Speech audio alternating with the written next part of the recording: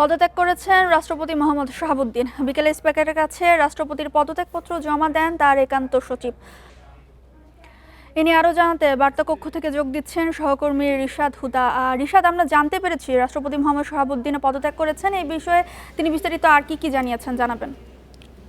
গতকালকে থেকেই কিন্তু আমরা রাষ্ট্রপতির সাথে ফোনে যোগাযোগ করার চেষ্টা করছিলাম বা তার সাথে দেখা করার চেষ্টা করছিলাম। তিনি আমাদের কোনো রকম ধরনের ফোন ধরেননি বা তিনি দেখা করতে অস্বীকৃতি জানিয়েছেন। তো পরে তার পরিবারের সদস্যদের সাথে আমরা যোগাযোগ করার চেষ্টা করেছি এবং যোগাযোগ করতে সমর্থ হয়েছি। তারা আমাদেরকে জানিয়েছে যে শুক্রবার বা শনিবারের মধ্যে তিনি পদত্যাগ করবেন। পরবর্তীতে আমরা জানতে পেরেছি যে সফর সংক্ষিপ্ত করে স্পিকার শুক্রবারেই দেশে ফিরছেন। তখন আমাদের বিষয়টি কিন্তু আমরা আরও ভালোভাবে আমরা আন্দাজ করতে পারি বা সন্দেহ করি যে আজকে অর্থাৎ শুক্রবারই তিনি কিন্তু পদত্যাগ করতে যাচ্ছেন। তো আজকে শুক্রবারে আমরা বিভিন্নভাবে রাষ্ট্রপতি এবং তার পরিবার পরিজন সহ বঙ্গভবনের বিভিন্ন কর্তা ব্যক্তির সাথে যোগাযোগ করার চেষ্টা করি, কিন্তু যোগাযোগ করতে ব্যর্থ হই। পরবর্তীতে আমরা এক পর্যায়ে রাষ্ট্রপতিকে সরাসরি আমরা বারবার ফোনে যোগাযোগ করার পরে তিনি ফোন ধরেন এবং তিনি জানান যে আজকেই তিনি পদত্যাগ করবেন এবং কিছুক্ষণ আগেই আমরা জানতে পেরেছি যে তিনি পদত্যাগ করেছেন এবং তার পদত্যাগপত্র জমা পড়েছে। তো যাই হোক, তিনি আসলে যেই মুহূর্তে আমার সাথে যখন কথা বলেছেন তখন কিন্তু তিনি আমাকে যেটি জানিয়েছেন যে তিনি তার পদত্যাগপত্রে স্বাক্ষর করে ফেলেছেন, অর্থাৎ তখনই তিনি পদত্যাগ করেছেন, তখনও জমা পড়েনি। যাই হোক, এই বিষয়টি আমি আরও জিজ্ঞেস করেছি যে আপনার পদত্যাগ করার কারণটা আসলে কি। তিনি বলছেন যে দীর্ঘদিন ধরে আমি কিন্তু অসুস্থ এবং এখন আমার বার্ধক্যজনিত কারণেও আমি আমার শারীরিকভাবে অযোগ্য হয়ে পড়েছি, যার কারণে আমি তিনি আসলে পদত্যাগ করতে এক রকমের পদত্যাগ করছেন আর কি। তো এই পদত্যাগের বিষয়ে তিনি আরও বলেছেন যে তিনি চেষ্টা করেছেন তার সময়কালে যতটুকু সম্ভব তিনি চেষ্টা করেছেন। তিনি বলেছেন যে বিভিন্ন ঘাত প্রতিঘাতে অর্থাৎ 3টি সরকারের আমলে কিন্তু তিনি তার রাষ্ট্রপতির যে দায়িত্ব তিনি সেটা পালন করেছে। আমরা যতদূর হিসাব করে দেখেছি প্রায় 1181 দিন তিনি রাষ্ট্রপতি ছিলেন। তার মধ্যে সবচেয়ে বেশি ছিলেন পতিত সরকার আওয়ামী লীগের আমলে, তিনি প্রায় 500-550 দিন রাষ্ট্রপতি ছিলেন। তখন তিনি একরকম ছিলেন। এরপরে হচ্ছে যে তিনি যখন 5ই আগস্টে সরকার পতন হলো তখন কিন্তু তিনি 3 দিন 5 আগস্ট থেকে 8 আগস্ট পর্যন্ত তিনি কিন্তু পুরো দেশের দায়িত্ব একজন অভিভাবকের মতো করে তিনি কিন্তু পালন করেছেন এবং প্রতিটা পদক্ষেপ তিনি নিয়েছেন এবং তাকে তখন সহায়তা করেছে দেশের প্রশাসন এবং সামরিক বাহিনী প্রধানরা।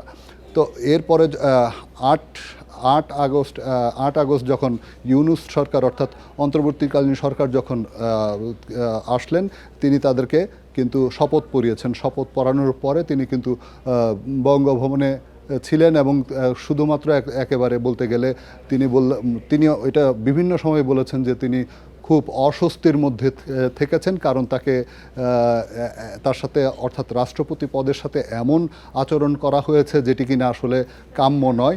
তাকে কোনো রকম প্রোটোকল তার বিষয়ে মানা হয়নি।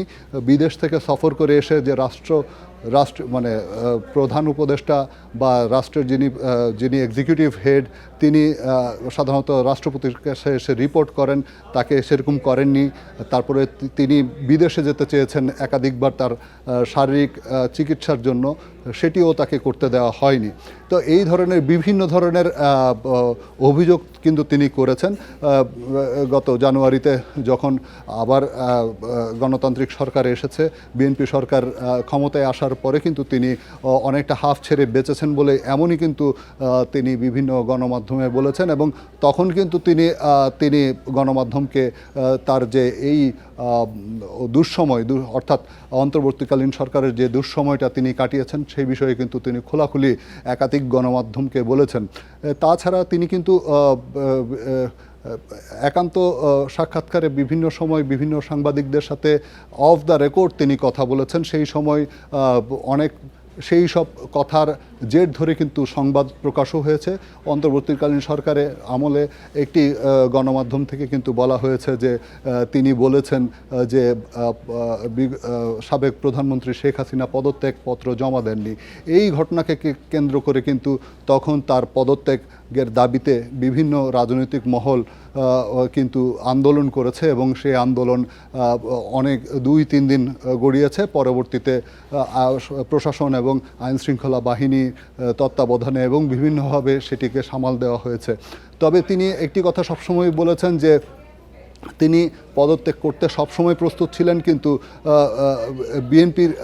বিএনপি তার সাথে ছিল। বিশেষ করে বর্তমান প্রধানমন্ত্রী তারেক রহমান তাকে সবসময় সমর্থন দিয়েছেন এবং সবসময় তার সাথেই ছিলেন। কিন্তু কিন্তু কিন্তু কিন্তু তিনি যেটা করেছেন যে এখন এখন হ্যাঁ এখন যেটি মনে হচ্ছে যে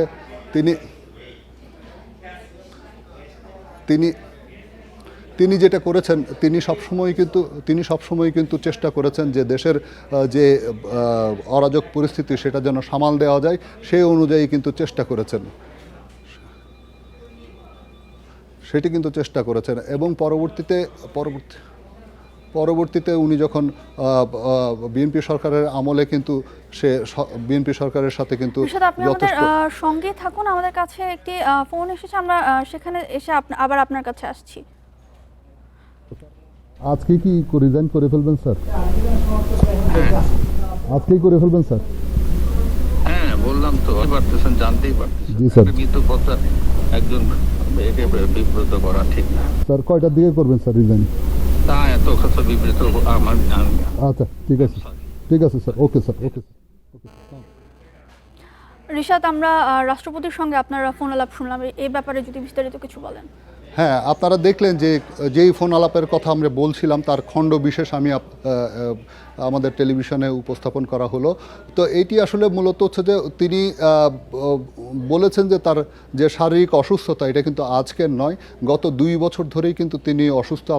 আপনারা জানেন যে 2024 সালে কিন্তু তার ওপেন হার্ট সার্জারি হয়েছে। এরপরে তিনি তার হার্টে রিংও পরানো হয়েছে। পরবর্তীতে কিন্তু তিনি ডায়াবেটিস এবং মানে উচ্চ রক্তচাপ নিয়ে তিনি ভুগছিলেন। সব কিছু মিলিয়ে এখন তার বয়স প্রায় 80-র কাছাকাছি। সব কিছু মিলিয়ে কিন্তু তিনি শারীরিকভাবে আনফিট, এই বিষয়টি কিন্তু বারবার করে তিনি বলছেন। আমি তাকে কয়েকবার জিজ্ঞেস করেছি এছাড়া কোনো ধরনের চাপ বা অন্য কোনো কিছু আছে কিনা, কোনো রাজনৈতিক মহলের চাপে তিনি ইয়ে করছেন কিনা। ধন্যবাদ।